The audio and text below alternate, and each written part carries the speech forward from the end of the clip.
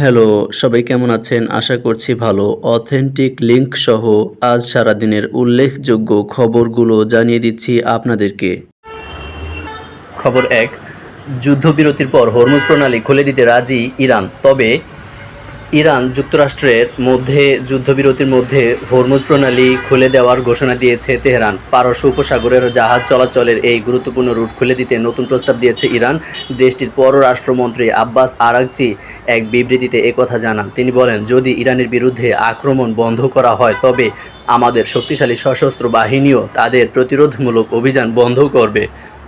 খবর ২, ঈদুল আজহার সম্ভাব্য তারিখ জানা গেল। চলতি বছর পবিত্র হজ ও ঈদুল আজহাকে কেন্দ্র করে সম্ভাব্য তারিখ বিবেচনায় নিয়ে ৬ দিনের সরকারি ছুটি অনুমোদন করেছে সংযুক্ত আরব আমিরাতের মন্ত্রিসভা।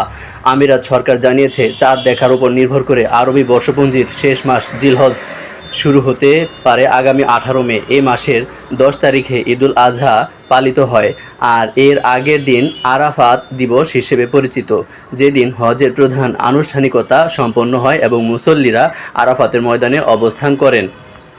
খবর ৩, আমেরিকার চ্যালেঞ্জ যেভাবে ইরানকে পরাশক্তি বানিয়েছে। এতদিন মনে করা হতো বিশ্ব মূলত ৩ পরাশক্তি যুক্তরাষ্ট্র, চীন ও রাশিয়ার নিয়ন্ত্রণে, কিন্তু বর্তমানে ইরান চতুর্থ শক্তি হিসেবে দ্রুত উঠে আসছে।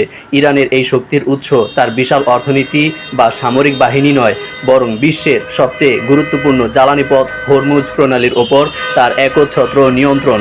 বিশ্বের মোট জ্বালানি তেল ও তরল প্রাকৃতিক গ্যাসের প্রায় ২০% এই সরু জলপথ দিয়ে যায়। খবর ৪, কালবৈশাখী হতে পারে আরও ২-৩ দিন। ঢাকা, চট্টগ্রাম সহ দেশের ৬ বিভাগে অস্থায়ীভাবে দমকা হাওয়া সহ কালবৈশাখী ঝড়ের আভাস দিয়েছে আবহাওয়া অধিদপ্তর। এই সময় কোথাও কোথাও বিক্ষিপ্তভাবে শিলাবৃষ্টিও হতে পারে বলে জানিয়েছে।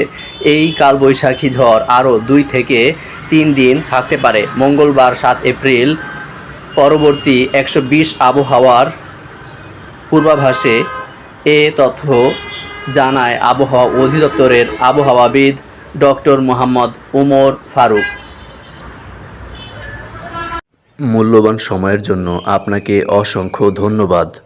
লাইক, কমেন্ট এবং সাবস্ক্রাইব করে আমাদের সাথে যুক্ত থাকুন।